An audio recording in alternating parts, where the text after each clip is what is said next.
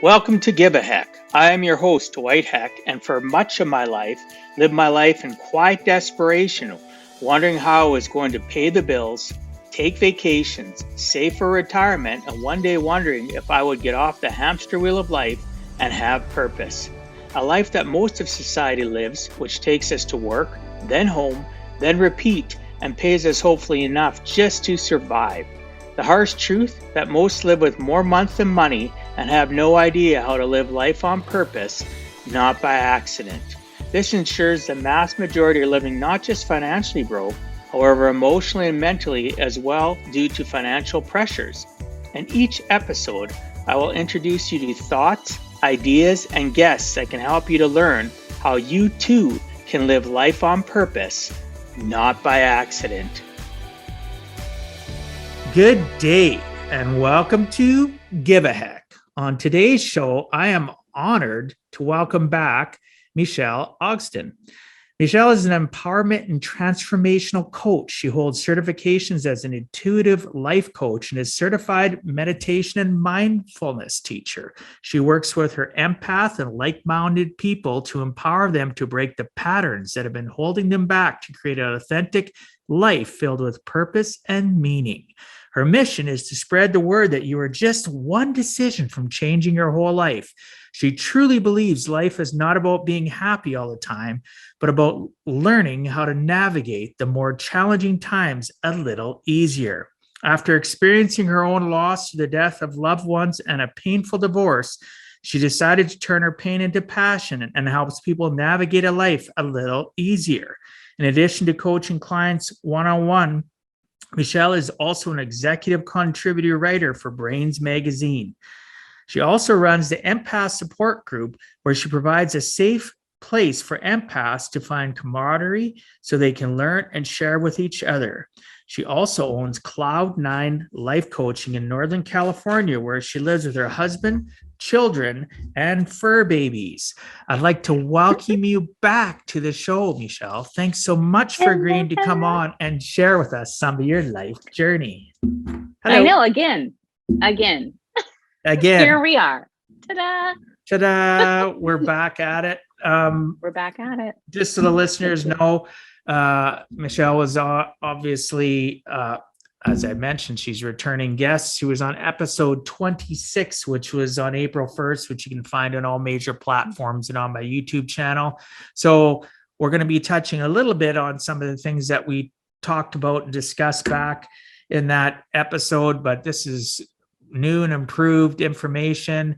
And as Michele and I were just talking about, we've changed a lot since April. Because Michele and I are people that are constantly looking to climb and not be camped in life. And we just keep on keeping on. And I hope you're doing the same. I know you're going to get some great information from Michele. And again, if you want to listen to the first episode, that was episode 26, which was on April 1st. So because of the fact that we could possibly have brand new listeners that have never heard the original episode, one of the things I've talked about, I focus on people's origin story and, the key things from your childhood to adulthood that led you to where you're at currently, because guess what? People don't give it enough credit. We are a culmination of our life experiences right from our earliest recollections right to where we are today. So I would like you to share your origin story from childhood to adulthood to led you to this exact point in your life, if you could, please. Okay. What I was thinking about when you were saying all of that is, I wonder how much this story is going to change a little bit from the first episode, because the first episode, this is what I think is so amazing about growth is that if you've ever been to therapy, right, and you go, this at least happened to me, as I've gone to therapy many times, but I can specifically say the last time I went to therapy, I was like, oh, this is great. I bought it. I've totally figured life out. This is amazing. And I have not. Like, that is what surprised me. And I'm a coach. And so, I thought that I had uncovered a lot, that there was not still much more to uncover. And I've heard people say this, but now I fully really understand this, is that you really don't know everything. You never know everything. So there's always something crazy to learn about yourself. And what you're ready to share and all of these things. So that has happened for me since April. And I think the last podcast I was on with you, you were the one that catalyst, like you were my little straw that broke this moment for me where I was like, ooh, it's time to lean into that more. So here's my origin story. Sweet. Let's see how it's changed. Yeah, let's get into it. Listeners, okay. We're rubbing our hands together in anticipation. Yeah. We're like, it's like we're concocting a little soup here. Yeah, exactly. Stew. Don't do that with your hands if you're driving. No, please don't do that. Okay. So I was raised both Catholic and Jewish. And I think I did say that last time. That's a big part of my childhood. So raised, very differently. If you know anything about the Jewish and Catholic religion, very different religions. So I was brought up really not knowing exactly what did God really mean to me. One side was telling me one way and another side was telling me something completely different. And so was very lucky that at 16, my mom was open to letting me explore a little bit. And I went to my first guided meditation. Changed my whole life. I started studying spirituality and psychic training from that point forward. So that was a huge moment for me in my life, just really learning what spirituality was and finally for the first time feeling accepted. I was never fully accepted in either religion because typically the religions do not like each other. So if I was in one religion, it was like, oh gosh, no. And then if I was in the other one, it was like, good Lord, no. So this was the first time I actually really felt accepted my whole life. So it was a very interesting childhood. I actually had a very traumatic childhood. This is probably something I have not talked about on your show before. So my parents did divorce when they were 9, and I went through a lot of changes, as most people have, kind of during that phase of your life. And I had a lot of trauma during that time that really enabled me to connect better as an empath now. So really being able to lean in more to the healing journey of that and being able to share it more has enabled me to connect on such a deeper, rich level. So you talked about the fact that you hadn't shared something that you probably hadn't shared. You didn't share it though. Well, I wasn't sure how much you wanted to get into all of that stuff. So I thought, well, I'm good. You can share whatever. We're friends here. This is a conversation and we can share absolutely anything. Right. And the listeners, most of my listeners appreciate somebody that's vulnerable and sincere and genuine. So, and I know you to be that. So have at her. Have at her. Okay. So, I did kind of sprinkle in there that I have had a traumatic childhood. So some of the things that I went through in childhood that enabled me to connect now as an adult was that I was molested twice. I also was held captive at age 13 when I was babysitting. The father was actually let out of jail. And this was a time when there was no cell phones. So This kind of dates me right here. There was no cell phones. So I couldn't call anybody to tell them hey, I don't know where I am, but I'm stuck. I'm held I was really sort of held captive at this moment. I did figure out a way to call my best friend's mom. My mom actually left me when I was 14. And I was living with my father, who I was not very close with. And so I didn't feel comfortable calling him. So I called my best friend's mom. And I was like, here's where I am. And I described where I was. And she came and found me. And these moments sort of weaved together, changed the course of my life, completely changed. I started drinking. Again, I was 14. I couldn't sleep. What were some other, what else was going on at that time? It really made me question who I was. And I think anytime, 13, 14, you're always you don't even know who you are anyways at 13 and 14, but really I was so lost. My mom had left. I was not safe. I felt very alone, and it made me really question what was life? And I hadn't started my spiritual journey yet. So I was very, very confused. I wasn't going to church anymore because my mom, who was Catholic, was gone, and my dad was not practicing Judaism anymore. So it was a very isolating time, which enabled me to get very, very quiet at 13 or 14. And I was lucky enough to sort of put these pieces together that like I was not going down the right path. Like, I'm drinking and I'm 14. Like, that's not a good sign. Something's wrong. And for the first time in my whole life, I got very, very vulnerable, and I called my mom and I begged her to come back. I just was on the floor. I could barely go to school. I wasn't doing very well in school, but I kind of was like, I was getting by. So I called my mom, I begged her to come back, and she did. She came back the next year. And then my life started to heal. Obviously, I started therapy at that time. Like I said in the beginning, I've been to many, many therapies. But what I learned from this, the big lesson that I've learned from all of this, is that these things that we go through, and in the time when we feel super isolated and alone, these things like make you appreciate the good in people so much more. Like, I appreciate genuine, loving, caring people because I have seen the other side of where people can get to. And what it shows me is that broken people make broken decisions, and even people who are perpetrators are, they're still healing too. Unfortunately though, their brokenness is propagated upon others. I know a lot of people don't like that term. I had somebody here just recently tell me, I don't like that term. I wish you wouldn't use it. Well, give me a better term then. We can either sugarcoat things, or we can be, raw and honest with ourselves and others that, hey, I'm broken and I need some things to be fixed in my life. Again, I can appreciate people don't like certain words. I try to be very much a wordsmith and very cognizant of what I say to people, but broken is broken.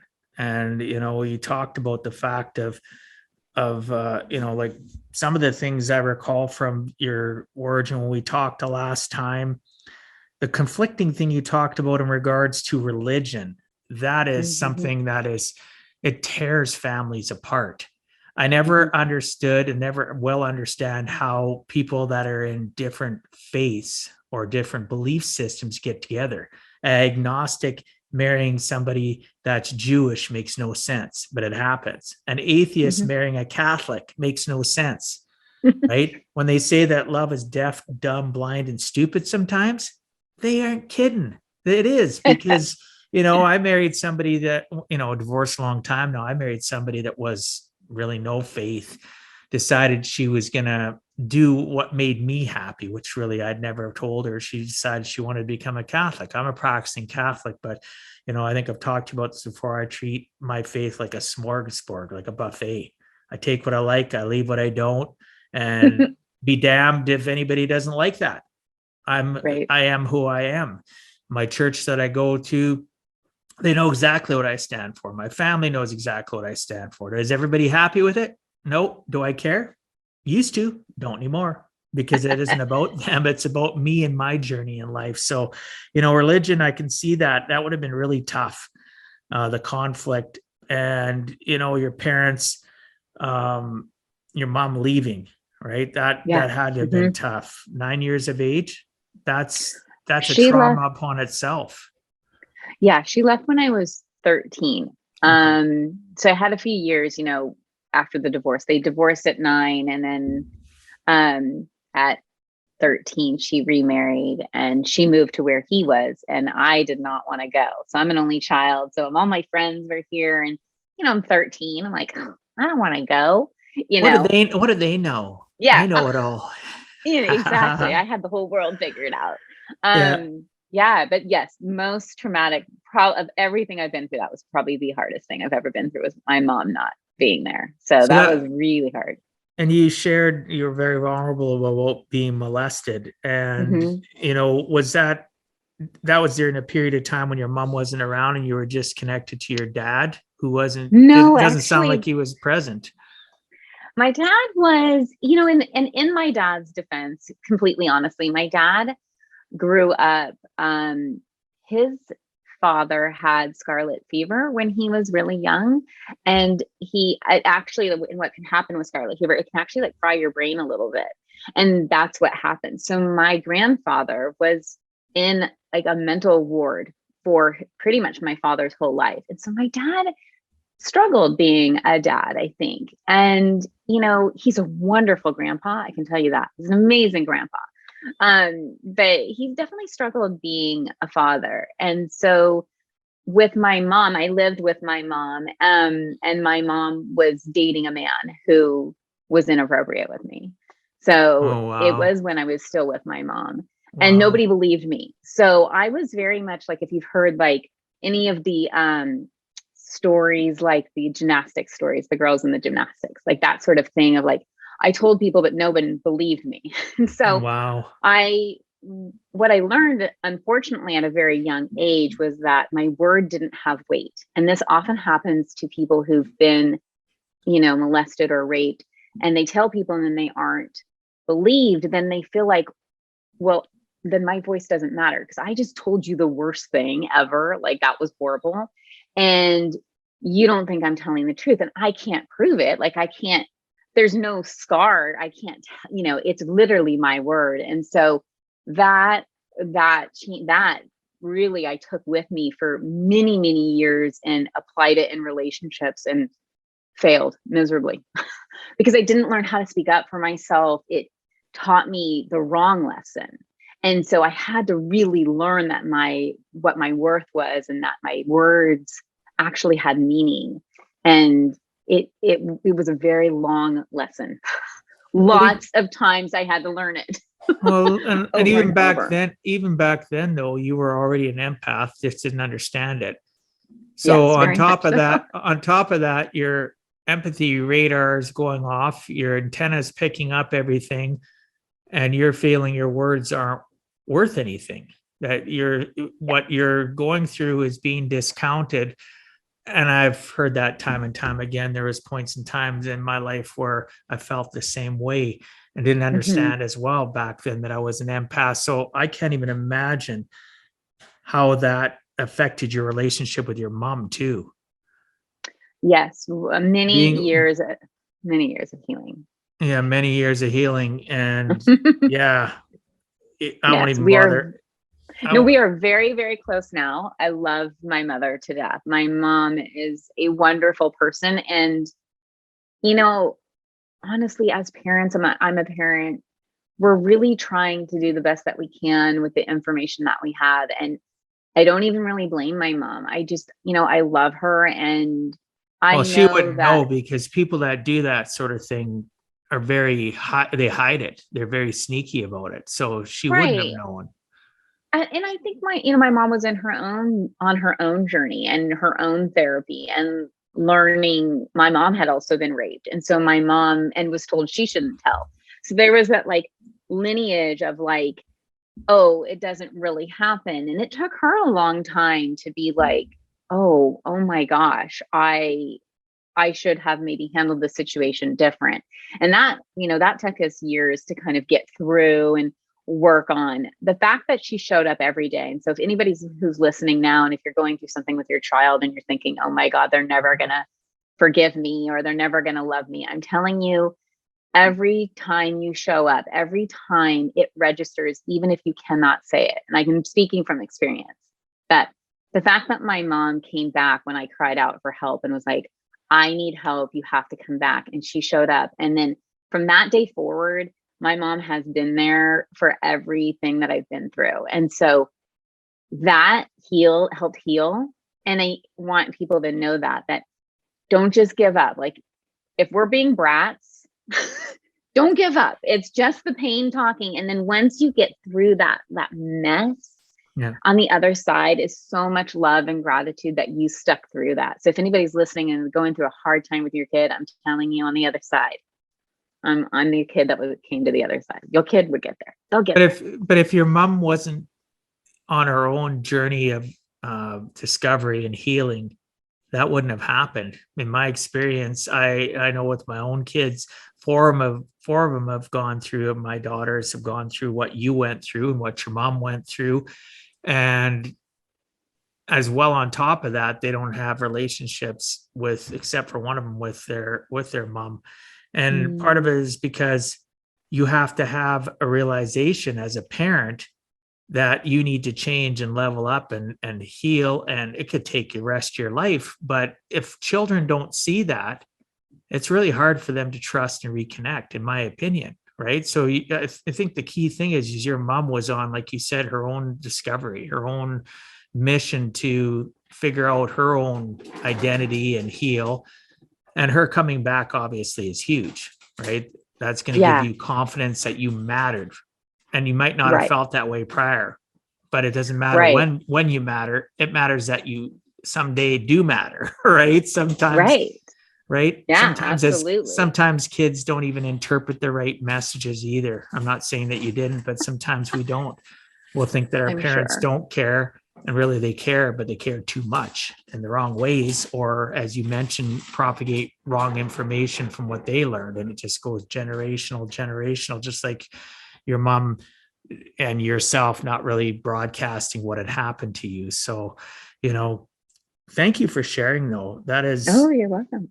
I hope it helps somebody. I mean, that's like last time I was on the show. I mean, that's kind of what, came up for me, and really talking about that and thinking, that there's a whole part of my journey that I really don't share with anybody, because it can be very triggering or activating to people that, to talk about those things or to even hear somebody else talk about it. And then I thought, there's so many people though that I know that who have been through things, and we hold on to those things as like the armor that we wear, like, well, I'm a victim or I'm a survivor. And it's like, we hold on to that as this like coat that we wear, and we don't let anything else in. And I think this is one of the biggest mistakes we make, is that love really does heal us, and connection heals us. This is what we talk about, is connection heals. And when we don't really allow that in, and we just wear this badge, that is important, but we need to let room in. We need to let room in for us to heal and to feel love and to be seen and heard. And we have to be brave enough to stand out in front and do that. So here's me being brave. Yeah. And I appreciate that. Vulnerability is hard, because putting our heart on our sleeves and like you said, allowing others to love us and us to love others as well, it requires us to drop that shield. And obviously we drop that shield and we start being vulnerable. We open ourselves up to being hurt. And sometimes people are incapable of wanting to be hurt again. So they just become very distant, staunch in their presence around others. They're not present. They're just kind of there doing the motions, and then they're going back to their home and escaping into their 6 inches. So, hopefully listeners, you understand that being vulnerable is so important. You need to share your experiences.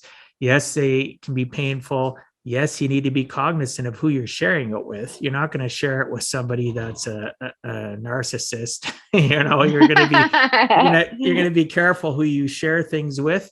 And you know what?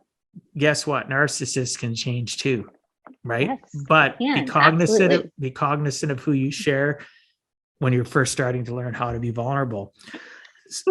So, Michele, we met up finally. We actually physically got to meet and get hugs back in October in Salt Lake City, specifically Sandy, Utah, for a speakers, authors, and coaches event, which was phenomenal. But one of the things and exercises they put us through was, what is your why, right? And drill down to that person's why. And I was blessed to have you sit with me, and you started asking me questions, and it was just like, whoa, I haven't thought about this. And I know you went through the same experience yourself that has helped you change and pivot your life in regards to where you're at, where you're going. And you just became more concrete in your thought process. And I really was impressed by, just a few minutes that we had. We didn't have a lot of time, but you drilled down to a point where I had to reevaluate my purpose, had to elaborate it once we stopped talking and we went back and the conference went on.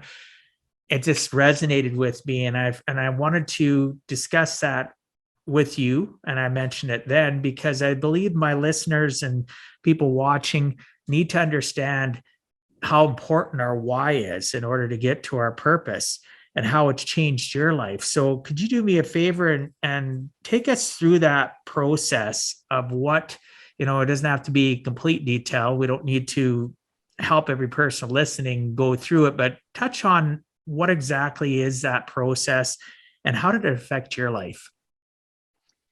Yeah, knowing your why, I can tell you it's the foundation for everything. It's the foundation for your business. It's the foundation for your purpose. You name it. I'm telling you, it's the foundation. And this is one of the things that I actually work a lot with leaders on is what is your why? Because so oftentimes as entrepreneurs or as leaders, we really don't know. I'm going to be very honest. We really don't know. We think we know. Okay. We all come in with great intentions. We think we know. And we will say things like, what is your, if I ask, so why are you doing this? Usually the first answer is, well, for my kids. That's usually the number one question or the answer that I get. And I'm telling you, it's so much deeper than that. And sometimes people are very offended by that. They're like, what do you mean my kids don't have value? Oh, no. Your kids have value. It's just, there is something so deep underneath this that when you can touch in on that, that will be the driving force for everything that you do. And you will be able to combine it in so many different areas of your life. It'll be the common thread that is weaved through your whole life when you can get to that why. Now, I gave you a little snippet of it at the conference so you can see it's intense because I'm really questioning you on like, well, why does that matter? What are you getting from that? What is the payoff? Why is that important to you? Like we get very, very deep on this because typically what it comes down to, we're going to use me as the example. So I'm not calling anyone out. When we get down to like my why on the surface looks like I want to take care of my kids. I want to show them that I'm a strong woman. These are my surface whys. But when we get down really, really deep, my deep level why is that I don't want people to die. This is my deep level deep. Like it's so deep. And that is because I have seen, like we talked about in episode 26, we talked about myself losing somebody to suicide. I have seen death take over from the slippery slope of depression. I have seen that it's not that far off. Like we think of it as something very far off, death and depression and stuff. But if you're in depression right now, like that, it's not that far off. And to me, it's like, I want everybody to know that like you are one decision away from changing your whole life. And so for me, that is my why. And that drives me for everything. And if you have clients, if anybody who's listening, if you have clients or anything like that, you are a leader. And 80% of all referrals, anything, come from word of mouth. And so knowing your why, like why something matters to you, and people can authentically pick up on that, it changes the whole course of your life.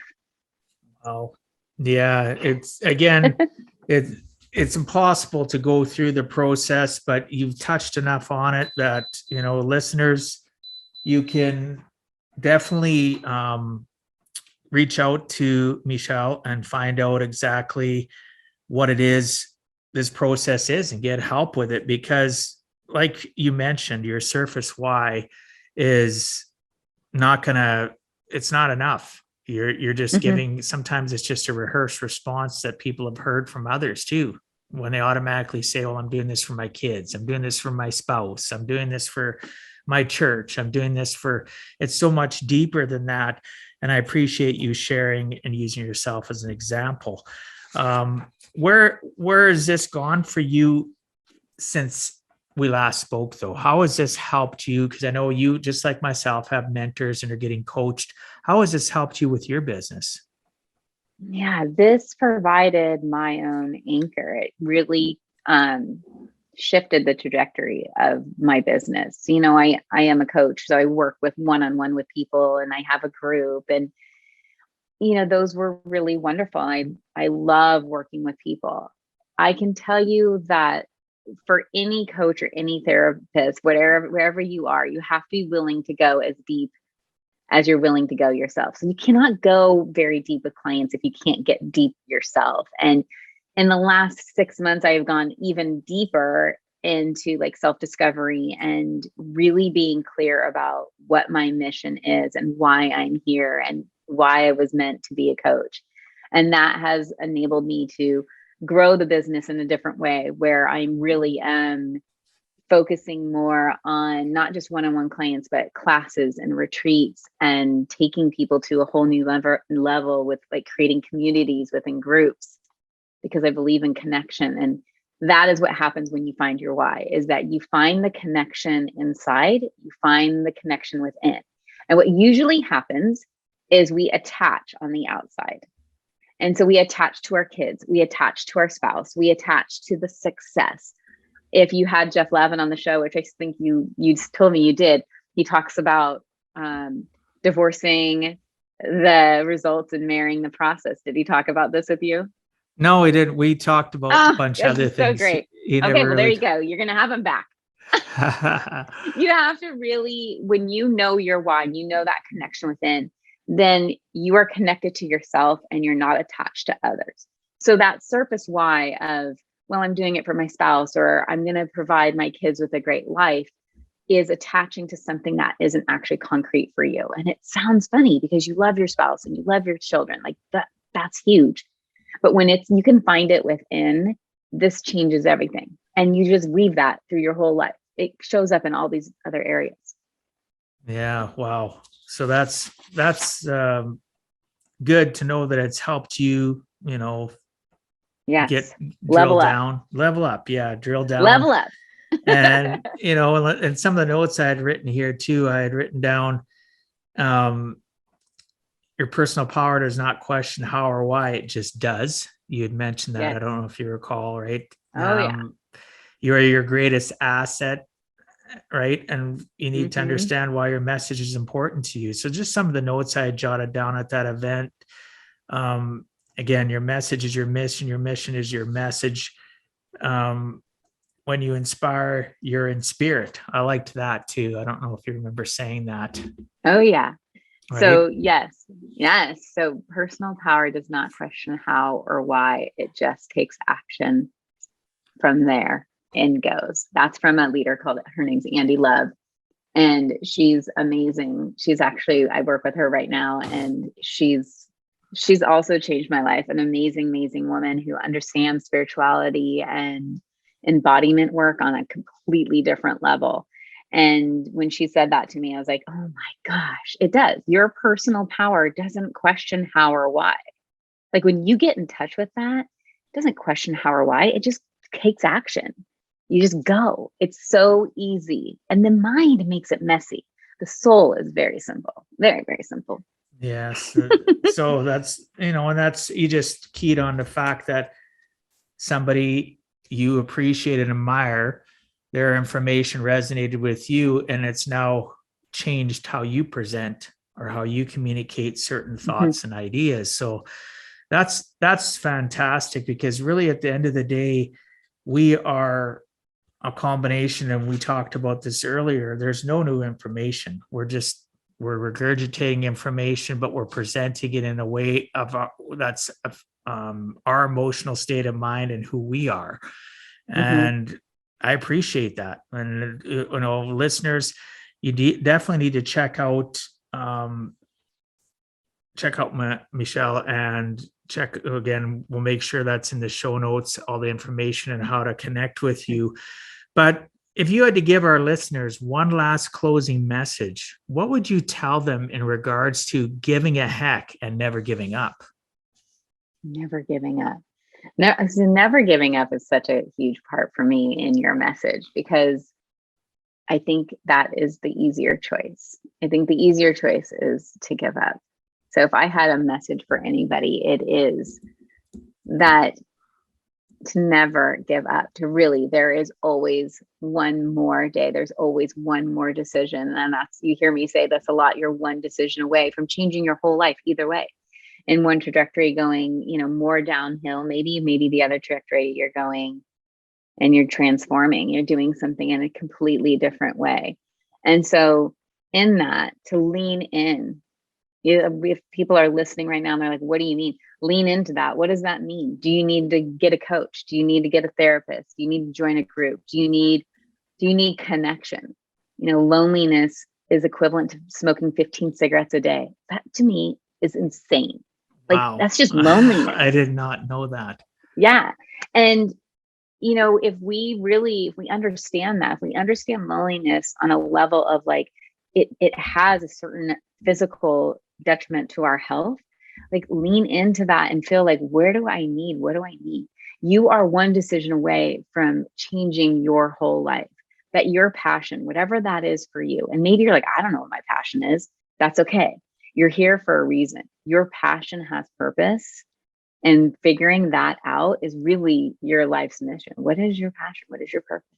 So lean into that. Give a heck. Exactly. Give a heck. Where did that statistic come from? Cigarettes and loneliness. That came from, touch on that a little bit. Yeah, that came from, I just read a book by Mia Birdsong. It's called How We Show Up. Fascinating book. And she quotes that in her book. And I think it's from like the American Journal of Medicine or something like that. I could look it up for you. But she quotes that in her book she talks about connection in communities. And she speaks a lot about, she's an African-American woman and speaks a lot about how communities and her culture created these wonderful places for people to raise children who were often not looked upon as people of value and worth. She talks a lot about the queer community and how that has transformed into smaller communities that create these really wonderful, beautiful connection pockets, is what I call them. And that's where I got that statistic. It's a great book. It's super intense, but it's a good book. If you're a leader, it's a great book to read to understand like how to lead and how you show up as a leader. Awesome. Listeners, check that book out. I know I'm going to add it to my list of books that I'm currently devouring to continually level up my thought process. One other thing that you mentioned though about giving a heck is your one decision. What would be the most profound one decision that you've made that's changed your life? Oh, that's a big question, Dwight. Good Lord. Okay.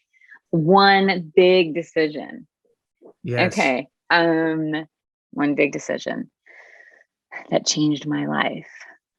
I think that, I'm going to tell you the easy answer and then I'm going to force myself to go a little deeper. So my easy answer is to have my first child. So my daughter, Sophia, I was 22. No, I was 23. That changed everything for me in such a positive, most beautiful way. Just completely grounded me in a way that I could never have expected.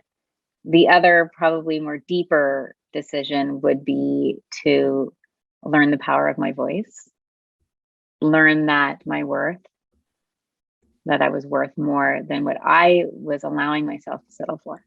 I can sit here and blame other people and blame my ex-husband and blame, I could blame my mom. I could sit here and do that blaming game, but really I was allowing that to happen. And so when I stopped allowing that, it changed everything in my life.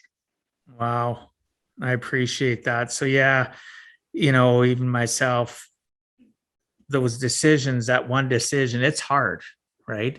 Yeah. But sometimes we have to force ourselves to think about it. What one pivotal moment in our life, what one decision changed the trajectory of, where we are and where we're going. So certainly this is something we can discuss further in another episode in the future as Michele continues to change. So, I usually ask at this point how people can reach out to you. I have all that information, but certainly tell people what's the best way to reach you. The best way to reach me is you can either email me at Michele with one L. So it's Michele, MICHELE at cloud9, the number 9, lifecoaching.com. Or you can just go to my website, cloud9lifecoaching.com. Everything is there. Everything you want to know, all the magic. It's all right there.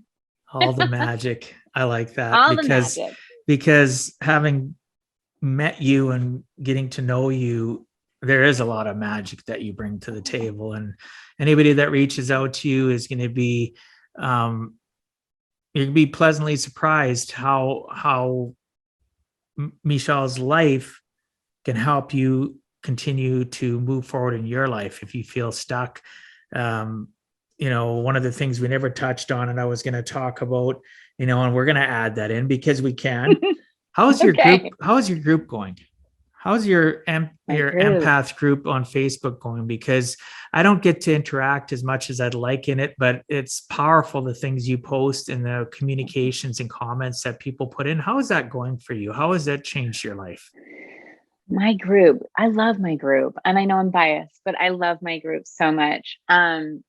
These people are very genuine, and I really appreciate that. So my group has definitely been through a pivot, or a few pivots or shifts this year.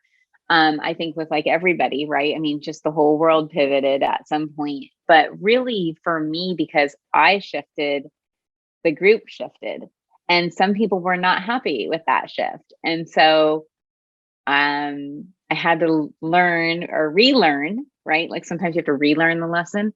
I had to relearn to like stand in my own power of what I was believing, what I was really, where I saw the vision of this group going, the power that I knew it had, and the power of the people who were feeling that power. Those people, even if it was a smaller group, were feeling that calling and that power, and to really stand true in that. So the group is going really well, and the people in the group are so ready to just call in what the universe has in store for them and like connect to themselves and that infinite power. So it's a very powerful group. Energetically, spiritually, just energy, the vibration of that group is really amazing right now. It's a very genuine group. I can say that. Well, that's amazing. I'm glad that it continues to grow. I know that's one thing I have to work on. I haven't worked on much in my group. So I'll be picking your brains and reaching out to you about some of the things that you've been doing. So thanks so much for being on Give a Heck, Michele. I appreciate your time and sharing some of your experiences so that others too can learn it is never too late to give a heck.